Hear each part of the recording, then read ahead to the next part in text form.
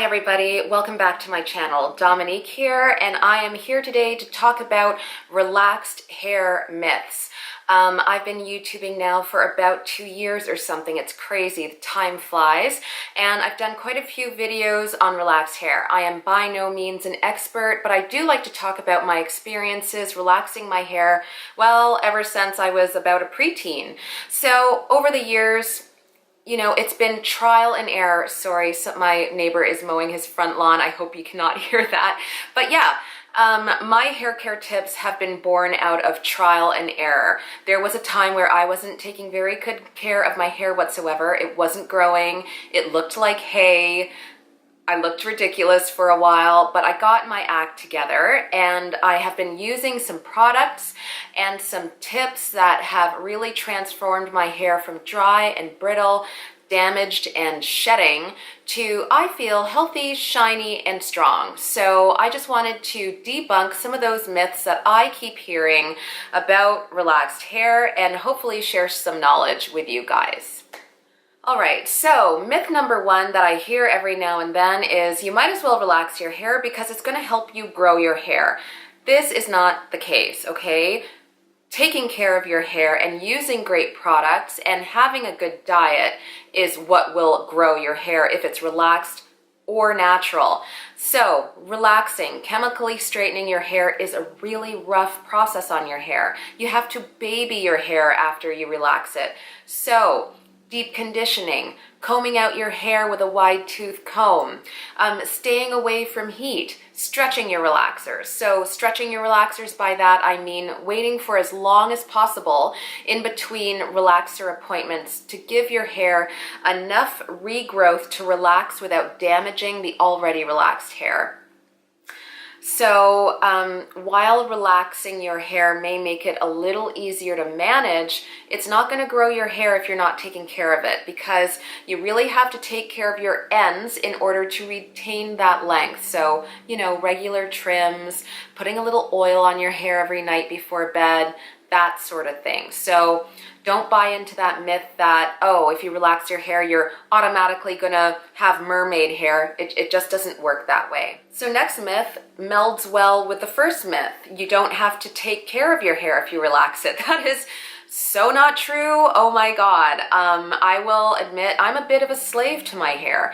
I wrap my hair up in a silk bonnet and I use a satin pillowcase because every now and then my hair comes out of the silk wrap and I don't want it rubbing up against my cotton pillowcase and sucking the moisture out of it. So that's why I use that, you know, double whammy of protection there. When you relax your hair, it's all about the care that you give it. So you really have to baby your hair because it tends to be, you know, that much more brittle than, let's say, natural hair. You are changing the chemical bonds within your hair when you relax it. It does make it a little weaker.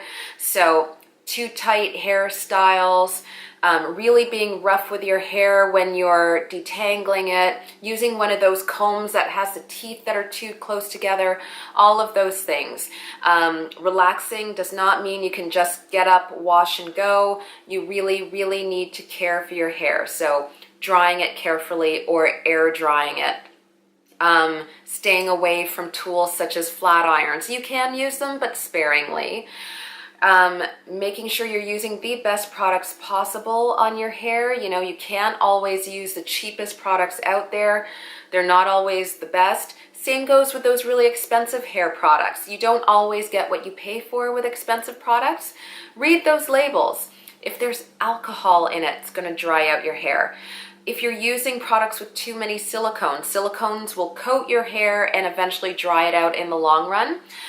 I have had some luck using silicones, but I try to use natural products too, such as almond oil and castor oil, those sorts of things. So yeah, you gotta take good care of your hair. Okay, so straight hair is better. I think now that we're in 2017, all of us ladies know that straight hair does not equal better hair. There are a lot of bad feelings, especially in the Black community, tied towards straight hair. It can be viewed as Eurocentric, or women, Black women especially with straight hair, trying to look more European. You know, my mom straightened my hair because I wanted it that way. As I, got older, it was just easier to take care of. My hair is incredibly thick. It's very coarse. This is my natural hair that I'm talking about. I'm not one of those girls who was always obsessed with hair. I just sort of wanted something that was easy to either whip up into a bun or wear down. So that's why I keep my hair straight. It has nothing to do with looking a certain way or looking like another race. I am really happy personally to see this natural hair movement. My sister went natural. Her hair is so gorgeous. I don't have the same type of hair as my sister. My hair is a whole lot more coarse and hard to manage, but I love that Black women have started embracing their natural hair. I think it's beautiful. Black is beautiful. All skin colors are beautiful. Frankly, I just wish we could all get along and we could stop the colorism within the Black race and just judging each other on things that frankly we can't control. You're born with a certain set of looks. We should, I guess, at this point, learn to embrace them. So yeah, don't go straightening your hair because you want to look like somebody else, especially if they're a different race. Embrace what you have. If you've got kinks, kinks are gorgeous. If you've got an afro, man, that is hair goals.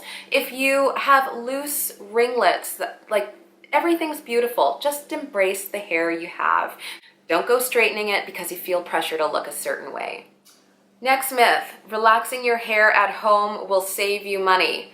Okay, listen. If you want to give relaxing your hair at home a go, more power to you. Do your research. If you have a ton of hair, make sure you work swiftly. You do not want to end up burning off your hair or over processing your hair. I guess those things can be one and the same. Do your research and maybe get a helping hand, okay? If you're relaxing your hair at home. If you don't know what you're doing, if you're insecure about whether or not you can do a good job, spend the money. Go to a seasoned hairstylist, an expert, to have your relaxer done. Relaxing your hair at home, I feel, is not like dyeing your hair at home with one of those boxes of dye that they sell at the drugstore. Those you have to be careful with too. You can burn your scalp really easily. You can end up with no hair. You can end up with over-processed hair, you name it. You can end up spending a whole lot more money in the long run if you do a terrible job. So make sure you know what you're doing if you're going to indeed do it by yourself at home. So that wraps up this video on the relaxer myths that I hear all the time. Or if there are other relaxer myths that you've heard, please drop them in the comments. This is all a learning process for me too, and I love hearing from you guys. So please, please, please give this video the big thumbs up if you like it and subscribe to my channel. I greatly appreciate it. I want to get to 5,000 subscribers, hopefully sooner rather than later. And yeah, thank you so much for watching. That wraps up this video. I hope you guys have a phenomenal day and thank you for watching. Your support means the world. Until the next video, bye for now.